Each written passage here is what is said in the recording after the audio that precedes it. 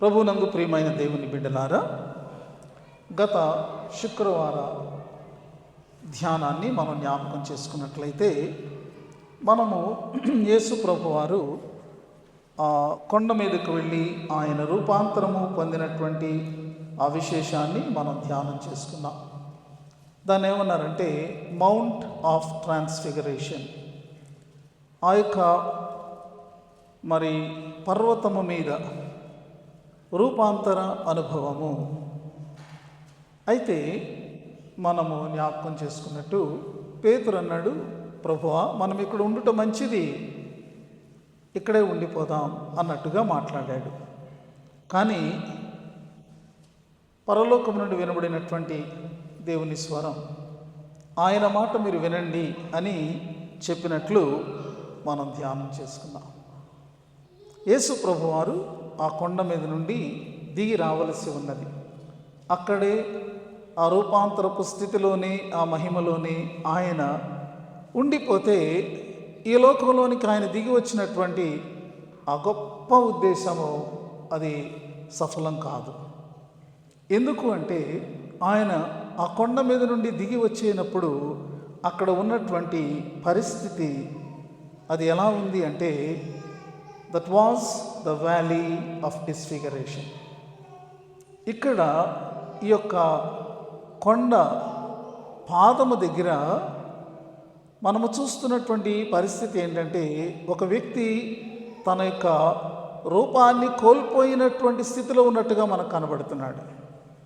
అతని మనస్సు అతని స్వాధీనంలో లేదు, అతని శరీరం అతని స్వాధీనంలో లేదు. అతను ఏం చేస్తున్నాడు, ఆ బాలునికి తెలియనటువంటి వాడుగా ఉంటున్నాడు. ప్రియమైనటువంటి వారులారా, మానవాళి యొక్క పరిస్థితి ఒకవేళ మనం ఆలోచిస్తే అదే రీతిగా ఉంది. మానవుడు తాను ఏం చేస్తున్నాడో తెలియనటువంటి వాడుగా ఉన్నాడు. దేని కొరకు ప్రాకులాడుతున్నాడు, దాని యొక్క పర్యవసానం ఏంటో, దానిని పొందుకోవడం వల్ల, లేదా తను ప్రాకులాడేటటువంటి దానిని తాను అనుభవించడం వల్ల ఒకవేళ నిజమైనటువంటి నిత్యమైనటువంటి ఫలితం ఉన్నదో లేదో ఎరుగనటువంటి వాడుగా ఉంటూ ఉన్నాడు. వారు దిగి వచ్చే సమయానికి అక్కడ ఉన్నటువంటి పరిస్థితి ఏంటి? ఈ సంఘటన 3 సువార్తల్లో కూడా వ్రాయబడి ఉంది. మనం లూకా సువార్తలో చదువుకున్నాం. మత్తయి సువార్తలో 17వ అధ్యాయంలో 14 నుండి 21 వచనాలు, మార్కు సువార్తలో 9వ అధ్యాయంలో 14 నుండి 29 వచనాలు. ఇదే విశేషాన్ని వారు వివరించడం జరిగింది. అంటే ఇది ప్రాముఖ్యమైనటువంటి విషయం. 3 సువార్తికులు కూడా తప్పకుండా దీనిని మా సువార్తలలో మేము వ్రాసి ప్రజలకు అందించాలి అని వారు భావించారు. అంటే అది ఎంత ప్రాముఖ్యమైనదిగా వారి దృష్టికి కనబడిందో మనం అర్థం చేసుకోవచ్చు. యేసు ప్రభువారు, పేతురు, యోహాను, యాకోబు ఆ కొండ మీద దిగి వచ్చే సమయానికి క్రింద జనసమూహాలు ఉన్నారు. మిగిలినటువంటి యేసు ప్రభువారి శిష్యులు ఉన్నారు. అక్కడ ఒక చర్చ, ఒక తర్కము జరుగుతూ ఉంది. చాలామంది ఉన్నారు. అప్పుడు యేసు ప్రభువారు వచ్చి అక్కడ కొంత అలజడిగా ఉన్నటువంటి పరిస్థితిని గమనించి ఏం జరిగింది అని ఆయన అడిగారు. అంతలోనికి ఒక వ్యక్తి ముందుకు వచ్చి యేసు ప్రభువారి ముందు మోకాళ్ళుని అంటున్నాడు, బోధకుడా, నా కుమారుడు చాంద్ర రోగి అయి ఉన్నాడు, వాడు మిగుల బాధపడుచు ఉన్నాడు, తరచుగా అగ్నిలోన పడిపోతున్నాడు, లేకపోతే నీళ్ళలోన పడిపోతున్నాడు. వాడికి ఒక అపవిత్రాత్మ పట్టింది, అందుచేత వాడు విలవిలలాడుతున్నాడు, నురుగు కార్చుకుంటున్నాడు, గాయపడుతున్నాడు, అలాగే పండ్లు కొరుక్కుంటున్నాడు, మూర్ఛిల్లుతున్నాడు. అంత మాత్రమే కాదు, ఆ బాలుని పరిస్థితి ఎలా ఉందంటే వాడు మూగవాడుగా, చెవిటివాడుగా ఉన్నాడు. ఇది ఆ బాలుని యొక్క పరిస్థితి. ఆ బాలుని తండ్రి యేసు ప్రభువారిని సమీపించి అడుగుతున్నాడు, లేకపోతే అభ్యర్థిస్తున్నాడు, ప్రార్థన చేస్తున్నాడు. ఏమని అంటే, అయ్యా, ఇది నా కుమారునికి పరిస్థితి, నీ వల్ల సాధ్యమైతే వారిని బాగు చేయి. నీ శిష్యుల దగ్గరికి నేను తీసుకుని వచ్చాను, వారి వల్ల ఏమీ కాలేదు అని చెప్పినటువంటి సందర్భం ఇక్కడ ఉంది. ఆ తండ్రి యొక్క పరిస్థితిని మీరు ఆలోచించండి, లేకపోతే ఆ బాలుని యొక్క తండ్రి తల్లి యొక్క పరిస్థితిని మీరు ఆలోచించండి. ఇలాంటి ఒక బిడ్డ ఒక ఇంట్లో ఉంటే ఆ తల్లికి కానీ ఆ తండ్రికి కానీ మనశ్శాంతి ఉంటుందా? వారు ఆనందంగా ఉండగలరా? నెమ్మదిగా ఉండగలరా? ఎప్పుడు నీళ్ళలో పడిపోతాడో తెలియదు, ఎప్పుడు అగ్నిలో పడిపోతాడో తెలియదు. వాడుకున్నటువంటి రోగము ఒక రకమైన మూర్ఛ రోగము. కానీ ఈ వచన భాగాలు మనం చదివినప్పుడు అది కేవలము శరీర సంబంధమైనటువంటి ఒక అనారోగ్యంగా కాకుండా దీని వెనుక అపవిత్రాత్మ శక్తి, లేకపోతే దయ్యపు శక్తి, సాతాను యొక్క శక్తి వలన వాడు ఈ విధంగా ఆ పతనమైన పడిపోయిన లేకపోతే ఇలాంటి పరిస్థితికి లోనైపోతున్నాడని అర్థమవుతూ ఉన్నది. ప్రియమైనటువంటి వారులారా, దుష్టుడు ఈ లోకాన్ని తన యొక్క చేతుల్లోనికి లేకపోతే తన యొక్క ఆధీనంలోనికి అతడు తీసుకున్నాడు. ఇది ఎప్పుడు జరిగింది అంటే, ఎప్పుడైతే ఆదాము లేకపోతే మొదటి ఆ యొక్క మానవుడు దేవుడు తనకిచ్చిన అధికారాన్ని లేకపోతే దేవుడు యొక్క అధికారం క్రింద నుండి సాతాను యొక్క మాటకు మోసపోయి ఆ మాటకు విలువిచ్చి ఆ మాటను అతడు అనుసరించడం మొదలుపెట్టాడు. అతడు దేవుని అధికారం క్రింద నుండి దుష్టుని అధికారం క్రిందకు వెళ్ళిపోయాడు. యేసు ప్రభు వారు అడిగారు, ఈ బాలుడు ఇలాగా ఎంతకాలం నుండి సఫర్ అవుతున్నాడు? తండ్రి జవాబిచ్చాడు, బాల్యము నుండి. వాడు చిన్నప్పటి నుంచి కూడా ఇలా సఫర్ అవుతూ ఉన్నాడు. ఎన్ని సంవత్సరాలు గడిచిపోయినవో, ఇప్పటికి వాడికి ఎంత ఏజ్ ఇచ్చిందో మనకు తెలియదు. కానీ చాలా సంవత్సరాలు గడిచినట్టే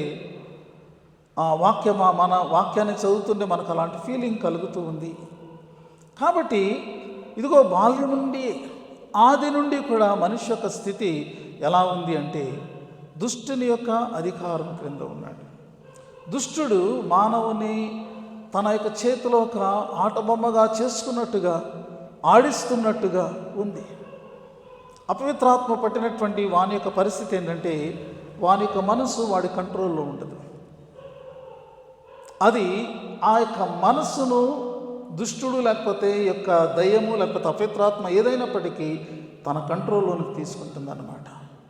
అందుచేత వాడు ఏం చేస్తున్నాడో వాడికి తెలియదు. కేకలు వేస్తున్నానని తెలియదు, లేకపోతే పడిపోతున్నానని తెలియదు, లేకపోతే భయంకరమైనటువంటి చేష్టలు చేస్తున్నానని వాడికి తెలియదు. He is out of control. Self control అనేటటువంటిది లేదు.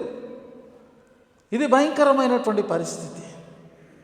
ఈ యుగ సంబంధమైనటువంటి దేవత ఇదిగో ఈ విధంగా మనుషులను తన స్వాధీనంలో తీసుకొని వారి యొక్క జీవితాలను పాడు చేస్తూ ఉన్నాడు. యేసుక్రీస్తు ప్రభువారు యోహాను సువార్త 10వ అధ్యాయంలో ఆయన మాట్లాడుతున్నారు. ఆయన ఏమంటున్నారంటే, గొర్రెల కాపరిగా తను తాను అక్కడ పరిచయం చేసుకుంటూ దొంగతనమును, హత్యను, నాశనమును చేయడానికి వస్తాడు అని చెప్పారు. యోహాను సువార్త 10వ అధ్యాయంలో 10వ వచనం ఈ మాటలు రాయబడ్డాయి. దుష్టుడైనటువంటి వాడు ఒక దొంగ లాంటి వాడు. మన యొక్క జీవితాలను వాడు దొంగిలించాలని, మన ఆరోగ్యాన్ని దొంగిలించాలని, మన సమాధానాన్ని దొంగిలించాలని, మన సంతోషాన్ని దొంగిలించాలని, అన్నిటినీ కూడా దేవుడు మనకేమైతే ప్రసాదించాడో సుఖజీవనం చేయడానికి, సంతోషముతో మనం జీవించటానికి, ఈ లోకంలో వర్ధిల్లడానికి దేవుడు ఏమైతే మనకిచ్చాడో వాటన్నిటినీ కూడా దొంగిలించేవాడుగా, మన జీవితాలను వాడు నాశనం చేసేవాడుగా ఉన్నాడు. He is the destroyer of our life.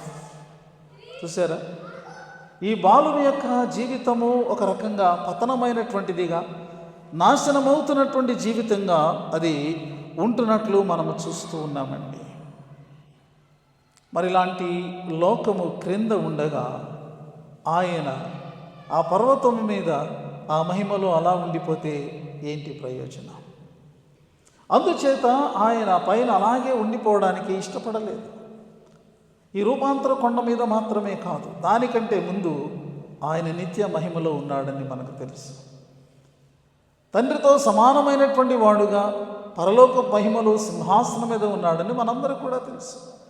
అయితే దేవునితో ఉండుట సమానమని, మరి ఆ యొక్క భాగ్యమని ఆయన ఎంచుకోకుండా ఆయన ఆ మహామహిమలో నుండి ఈ యొక్క మంటి లోకములోనికి ఆయన దిగి వచ్చినటువంటి ఆ గొప్ప త్యాగాన్ని మనం జ్ఞాపకం చేసుకోవాలి.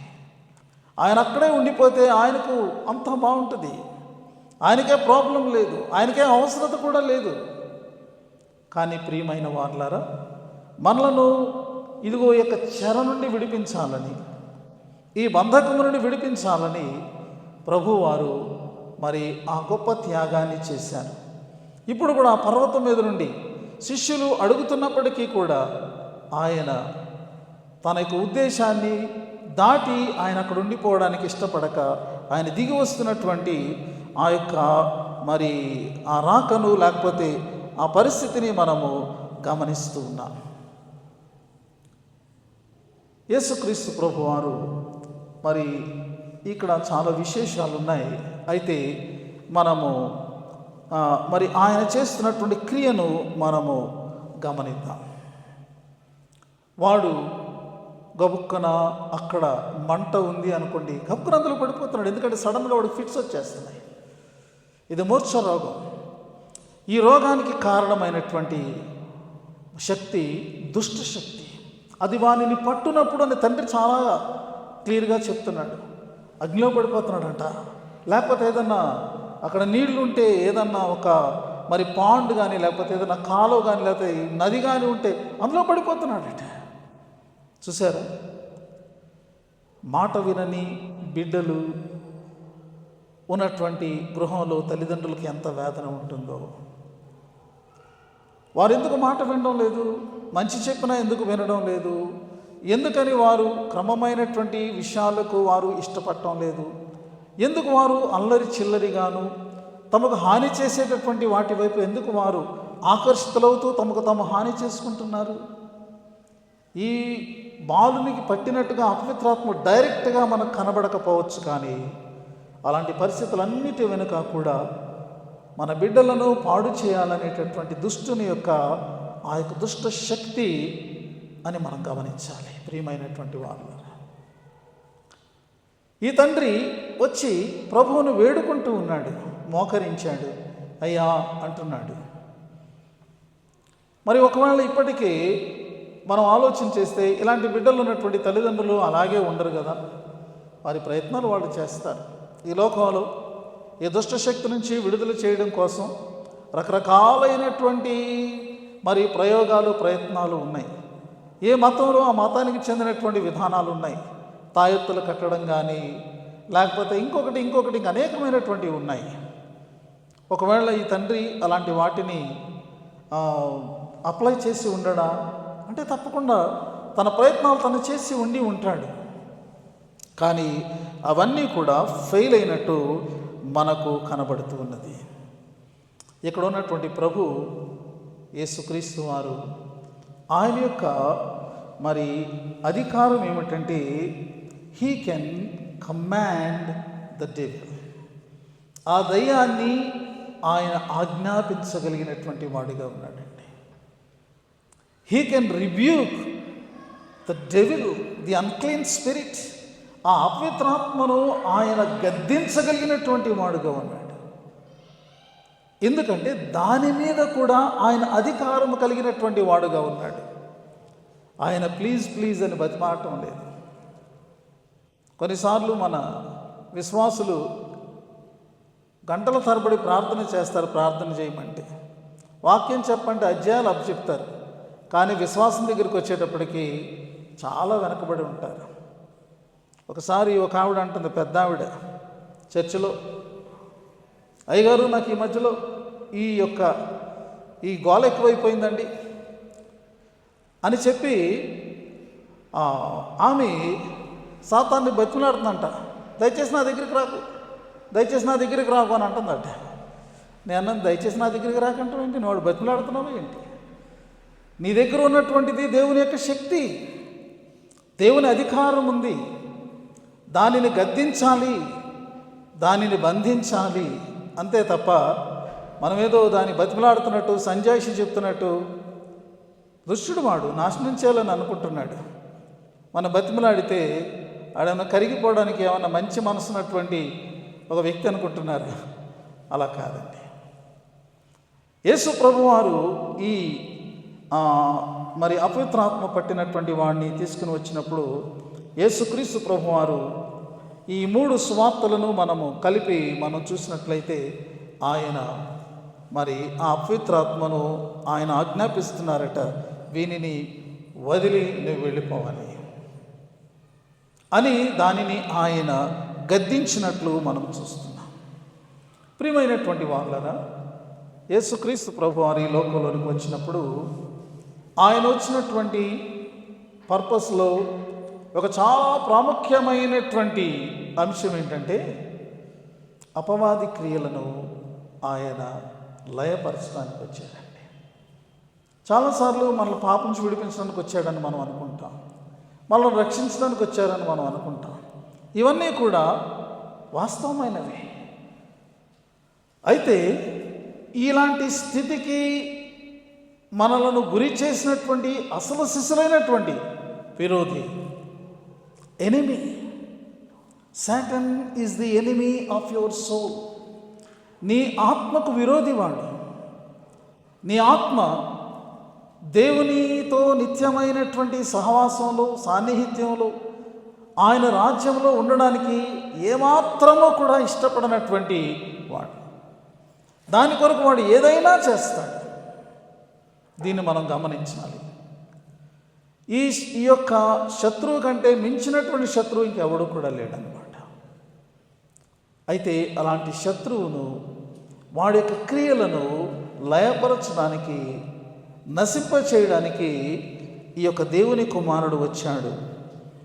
ఇదే విషయాన్ని యోహాను తన మొదటి పత్రిక 3:8 రాస్తూ అంటాడు, ఇదిగో దేవుని కుమారుడు ఎందుకు ప్రత్యక్షమయ్యాడు అంటే అపవాది క్రియలను నశింపచేయడానికి అనేటటువంటిది. యేసుక్రీస్తు ప్రభువారు మరి ఆయన దిగి వచ్చినటువంటి ఒక ముఖ్యమైనటువంటి కారణము ఈ యొక్క ఆది సర్పము లేకపోతే ఘట సర్పము అనేటటువంటి అనేకమైనటువంటి పేర్లతో పిలువబడుతున్నటువంటి ఈ దుష్టుడైనటువంటి సాతాను యొక్క క్రియలను నశింపచేయడానికి. ప్రియమైనటువంటి వాళ్ళారా, ఒక విశ్వాసి తన జీవితంలో ఏ విధంగా ఈ దుష్టుని మీద విజయాన్ని సాధించగలడు? యేసు ప్రభువారు ఈ బాలుడిని దాని నుంచి విడుదల చేసి తండ్రికి అప్పగించడం మనం చూస్తాము. మరి దాన్ని చూసిన వారందరూ కూడా చాలా ఆశ్చర్యపడ్డారు. అది కూడా వాక్యంలో వ్రాయబడి ఉన్నది. అయితే ఇప్పుడు మనం దేవుని బిడ్డలుగా ఏ రీతిగా మన జీవితంలో మనము దుష్టుని మీద జయాన్ని పొందగలము?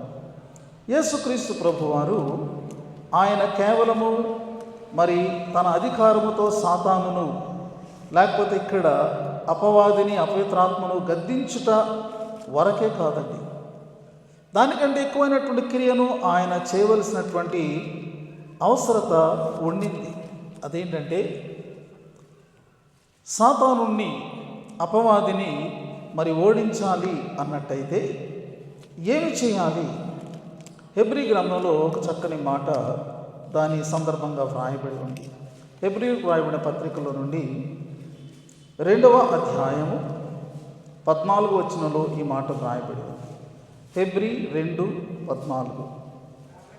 కాబట్టి ఆ పిల్లలు రక్తమాంసములు గలవారైనందున ఆ ప్రకారమే మరణము యొక్క బలము గలవానిని, అనగా అపవాదిని మరణము ద్వారా నశింపచేయుటకును, జీవితకాలమంతయు మరణ భయము చేత దాస్యమునకు లోబడిన వారిని విడిపించుటకును ఆయన కూడా రక్తమాంసములలో పాలివాడాయను. పాపం యొక్క జీతం మరణం అని మనకు తెలుసు. పాపాన్ని చేయడానికి శోధించినటువంటి వాడు అపవాది. ఈ అపవాది మనిషి నాశనం కావాలి, మరణించాలి అని వాడి యొక్క కోరిక. కాబట్టి వాడు మరణము యొక్క బలము గలవానిగా ఉన్నాడు. మరణము యొక్క బలము గలవానిని దేనితో జయించాలి అంటే మరణంతోనే జయించాలి. యేసుక్రీస్తు ప్రభువారు అలా మరణము పొందాలి అన్నట్టయితే ఆయన శరీర రక్తములలో పాలివాడు కావాలి. అందుకొరకే ఆయన శరీరధారిగా ఈ లోకానికి వచ్చాడండి. ద పర్పస్ ఆఫ్ ఇన్కార్నేషన్ అంటే ఆయన శరీరంలో ప్రవేశించాడు. శరీరంలో ఆయన యొక్క భూమి మీద జీవించాడు. ఈ శరీరం మీద ఆయన మరణించి మరణము నుండి లేచుట ద్వారా, చూసారా, సాతాను యొక్క ఈ శోధనకు లోనైనటువంటి వాడు మరణించిన తర్వాత ఇక నిరీక్షణ లేనటువంటి స్థితి ఉండింది. కానీ ప్రభువు మరణించి తిరిగి లేవడం వల్ల, ఆ మరణమును ఆయన అనుభవించడం వల్ల సాతానుని యొక్క మరణ బలం అంతా కూడా వీగిపోయిందన్నమాట. ఈ యొక్క మరణం ఎక్కడ సంభవించింది అంటే ఆయన శిలువలో ఆయన యొక్క దేహము మీద శ్రమను అనుభవించి మరణించడం ద్వారా, చూసారా. కాబట్టి శిలువ శక్తి చేత యేసుక్రీస్తు ప్రభువారు మరి సాతానుని లేకపోతే అపవాదిని ఆయన ఓడించాడు. అందుచేత ఆయన ఆ పర్వతం మీద నుండి దిగి ఈ లోయలోనికి వచ్చి తిరిగి ఆయన కల్వరి కొండకు వెళ్ళారు. ఆ యొక్క కల్వరి కొండ మీద ఆయన యొక్క గొప్ప విజయ కార్యాన్ని ఆయన సాధించినట్లు మనము చూడగలుగుతూ ఉన్నాము. ప్రియమైన వారులారా, విశ్వాసులమైనటువంటి మనము కూడా దుష్టుని జయించటానికి దేవుని వాక్యంలో మనకు ఇవ్వబడినటువంటి ఉపదేశం ఏమిటి అని మనం ఆలోచన చేస్తే, ప్రకటన గ్రంథంలోనికి మనం వెళ్దామండి. 12వ అధ్యాయంలో 12వ వచనంలో ఈ మాట వ్రాయబడి ఉంది. ప్రకటన గ్రంథము 12వ అధ్యాయము అందుచేత 11వ వచనం చదవండి. వారు గొర్రెపిల్ల రక్తమును బట్టి తామిచ్చిన సాక్ష్యమును బట్టి వానిని జయించి ఉన్నారు. చాలండి. ఎవడు వాడు అంటే అపవాది అని పై వచనాలు బట్టి మనకు అర్థమవుతూ ఉన్నది. 2 దేవుడు మనకిచ్చారు. ఒకటేంటంటే గొర్రెపిల్ల యొక్క రక్తం. గొర్రెపిల్ల యొక్క రక్తములో ఎవరైతే కడుగుబడి ఉన్నారో, ఎవరైతే పరిశుద్ధపరచబడి ఉన్నారో ప్రియమైనటువంటి వాళ్ళారా, వారి మీద దుష్టుడి అధికారం ఉండదండి. He cannot have power or authority over a person who is washed in the blood of Jesus. అది దేవుడు మనకిచ్చినటువంటి భాగ్యం. కాబట్టి ఈ యొక్క రక్త ప్రోక్షణలో మనం పవిత్రులు కావడం అనేటటువంటిది ఎంత ప్రాముఖ్యమైన విషయం. వాడు నీ దగ్గరకు వచ్చి నీ మీద అధికారం చలాయించలేడు. ఎక్కడో దూరం నుండి నిన్ను శోధించవచ్చు, ఎక్కడో దూరం నుండి నిన్ను మరి ఏదో రీతిగా నీ యొక్క మనసును మళ్లించడానికి వాడు ప్రయత్నం చేయవచ్చు. కానీ నీ మనసును వాడు తన స్వాధీనంలోకి తీసుకోలేడు. నీ మీద ఏ విధమైనటువంటి తన ప్రతాపాన్ని కూడా చూపించలేడు. ఆయన యొక్క రక్త తాకిడి ఒక భద్రతను మనకిచ్చేటటువంటిదిగా ఉంది. It's a great protection. అది మనకు ఒక షీల్డ్ లాగా మనల్ని భద్రపరిచేటటువంటిదిగా ఉంది. అందుచేత ఆయన రక్త ప్రోక్షణలోనికి మనం వెళ్ళడం ఎంతో ప్రాముఖ్యమైన విషయం. మనం ప్రార్థన చేసేటప్పుడు కొన్నిసార్లు మనం ప్రార్థన అయిన తర్వాత ఈ మాట అంటాం, ప్రభు యేసు రక్తమునకు జయము, అపవాది క్రియలకు లయం. అంటే మనము ఆ మాటలు ఉచ్చరిస్తున్నప్పుడు మన విశ్వాసాన్ని మనం ప్రకటిస్తున్నాం అన్నమాట.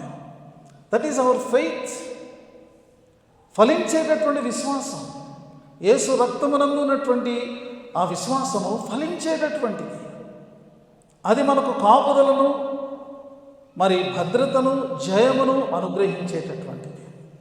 ఇంకా రెండవది ఇక్కడ చెప్తున్నటువంటిది ఏంటంటే తామిచ్చినటువంటి సాక్ష్యం. The testimony you give, it gives you victory. ఎప్పుడు నీవు లేచి దేవుని సన్నిధిలో ఆయన నామములో నీవు సాక్ష్యం ఇస్తావు, ప్రతిసారి కూడా సాతానుడు ఓడిపోతున్నాడు అన్నమాట. మన సాక్ష్యాలన్నీ ఏంటండి?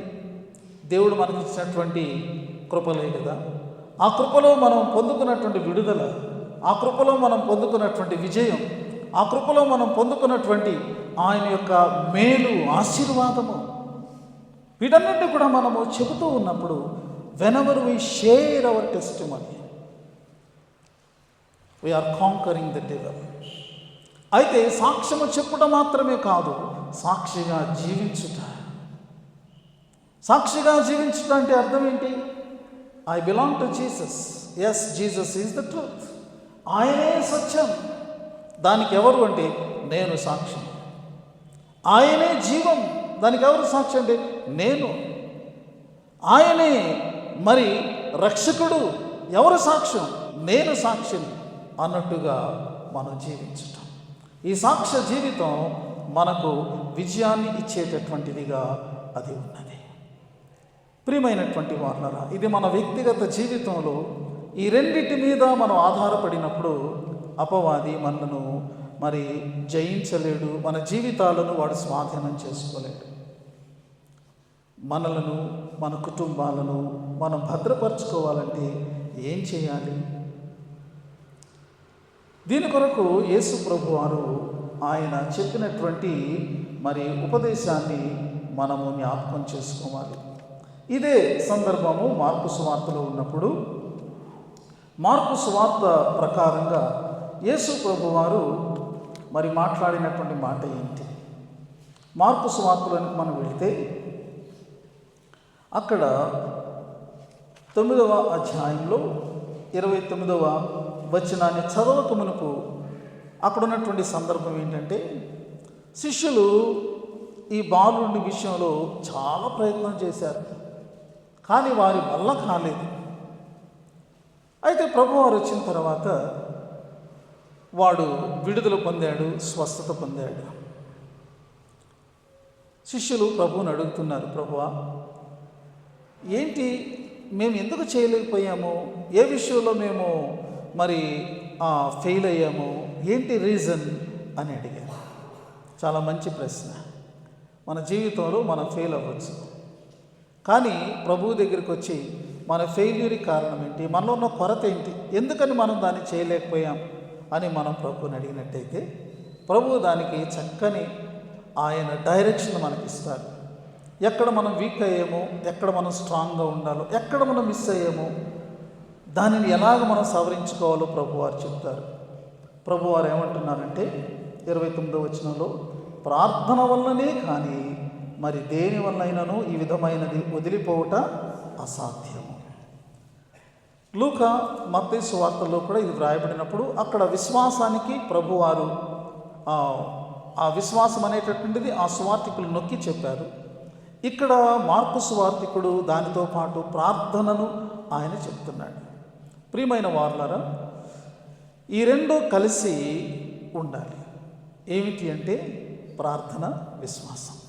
Prayer and faith must go together. ఒకటి లేకుండా ఒకటి పనిచేయదన్నమాట. రెండు కలిస్తేనే మనము, ఇది ప్రీ లెంటన్ సీజన్గా మనం ఎంచుకున్నాం కదా, అంటే ఉపమండల కాలం, మండల కాలానికి మనం ప్రిపేర్ అవుతున్నాం. కొంతమంది ఈ కాలంలో మరి ఆహార పానీయాల విషయంలో నిష్ట కలిగి ఉంటారు. ప్రభువారు ఇక్కడ అన్నటువంటి మాట మనం చూస్తే, ప్రార్థన వల్లనే కానీ మరి దేని వల్లైనను ఈ విధమైనది వదిలిపోవట అసాధ్యం. ఇక్కడ ప్రార్థన అని చెప్పినప్పుడు క్రింద ఫుట్ నోట్లు ఏమన్నారంటే ఉపవాసము వల్లనే అని వ్రాయబడి ఉన్నది కదా. మన లెంట్ కాలంలో కొంతమంది ఏం చేస్తారు, ఉపవాసం ఉంటారు కదా. ఉపవాసం ఉన్నప్పుడు ఏం చేస్తారు, భోజనం మానేసి ఉంటారు. అయితే కేవలము ఒక పూట భోజనం మానేయడమో, ఒక రోజు భోజనం మానేయడమో అలా మానేస్తే సరిపోద్దా? ఏమండి, చాలామంది అలాగున నిరాహార దీక్ష చేసేవాళ్ళు చాలామంది ఉంటారు. ఉపవాసం ఉండే నిరాహార దీక్ష కాదు. ఏమండి, ఏదైనా మన ప్రభుత్వం నుంచి సాధించుకోవాలనుకోండి, ఓ స్టేజ్ చేసుకుని కూర్చుంటాడు, ఇక నేను తిన్నాం, ఏం తాగను మీరు చేసే వరకు. దాన్ని నిరాహార దీక్ష అంటారు, అంతే. Hunger strike. Fasting is not hunger strike. అలా కాదు. ఇదేంటంటే దేవుని సన్నిధిలో మనల్ని మనం నియంత్రించుకుంటూ దేవునిలో మనము లీనమయ్యేటటువంటి ఒక ప్రక్రియ ఉపవాసం.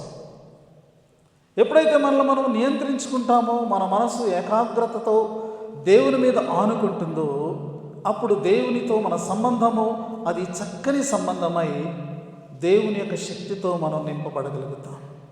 దేవుని వెలుగుతో మనం నింపబడగలుగుతాం. దేవుని జ్ఞానముతో మనం నింపబడగలుగుతాం. దేవుని ప్రభావముతో మనం నింపబడగలుగుతాం. Then we become the channel of God's power. దేవుని యొక్క శక్తి ప్రభావము ప్రసరించేటటువంటి ఒక సాధనంగా మనం మారుతాం. మరి అందరి బిడ్డలు, ప్రతి తల్లిదండ్రులే కోరుకుంటారు, మా బిడ్డలు ఆరోగ్యంగా ఉండాలి, మా బిడ్డలు జ్ఞానంగా ఉండాలి, మా బిడ్డలు విధేయత కలిగి ఉండాలి, మా బిడ్డలు దేవుని యందు భక్తి కలిగిన వారుగా ఉండాలి. వారు ఏ విధమైనటువంటి చెడు అలవాట్లకు కానీ, చెడు స్నేహాలకు కానీ వారు గురి కాకూడదు. ఏ మోసానికి వారు గురి కాకూడదు. వారు అన్ని విషయాల్లో కూడా అభివృద్ధి చెందేటటువంటి వారుగా ఉండాలి. ఇవన్నీ కూడా తల్లిదండ్రుల యొక్క ఆశలు కదా. మరి అలా ఉండాలి అన్నట్టయితే అది కేవలము వారికి ఏదో మనం ఎప్పటికప్పుడు బుద్ధి చెప్తుంటే, లేకపోతే ఎప్పటికప్పుడు వారికి సజెషన్స్ ఇస్తున్నట్టుగా, లేకపోతే నువ్వు ఇలా చేయి అలా చేయి అంటే వాళ్ళు వింటారా? అలాంటి వినేటటువంటి తరంలోగా మన యొక్క బిడ్డలు ఉన్నారా? ఈ తరం అలా ఉన్నదా? ప్రియమైనటువంటి వారులారా, అది ఏ తరమైనప్పటికీ కూడా దానికి విరుగుడు లేకపోతే దానికి జవాబు మాత్రం ఒకటే: ప్రార్థన వల్లనే సాధ్యం. If you pray you will become the channel of God's power. దేవుని యొక్క శక్తి నీలో నుండి ప్రవహించినప్పుడు బిడ్డలు, కుటుంబాలు దేవునిలో ఎదిగేటటువంటి కుటుంబాలుగా, ప్రతి విధమైనటువంటి సాతాను బంధకము నుండి, చెర నుండి, వాడు కలిగించేటటువంటి హానికరమైనటువంటి ఆ పరిస్థితి నుండి విడుదల పొందినటువంటి వారుగా ఉంటారు. ఈరోజు ఆ తండ్రికి ఎంత సంతోషం, ఎంత నెమ్మది. మనోవేదన నుండి అతడు విడుదల పొందాడు. నా కుమారుడు బాగయ్యాడు. మానవాళిని ఇలాంటి స్థితిలో నుంచి విడిపించడానికి యేసుక్రీస్తు ప్రభువు వారు మహిమను విడిచి లోకంలోనికి వచ్చారు. ఆ సందర్భాన్ని మనం జ్ఞాపకం చేసుకుంటూ మనలను, మన కుటుంబాలను దేవుని సన్నిధిలోకి మనం తెచ్చుకుంటూ దేవుడిచ్చేటటువంటి విడుదలను మనం అనుభవించడానికి యోగ్యమైన రీతిగా మరి రానున్న మండల కాలాన్ని మనం ఆచరించడానికి మనం ఆయత్తపడదాం. పరిశుద్ధాత్మ దేవుడు అలాంటి కృపను మనకు మెండుగా అనుగ్రహించునుగాక. ఆమేన్.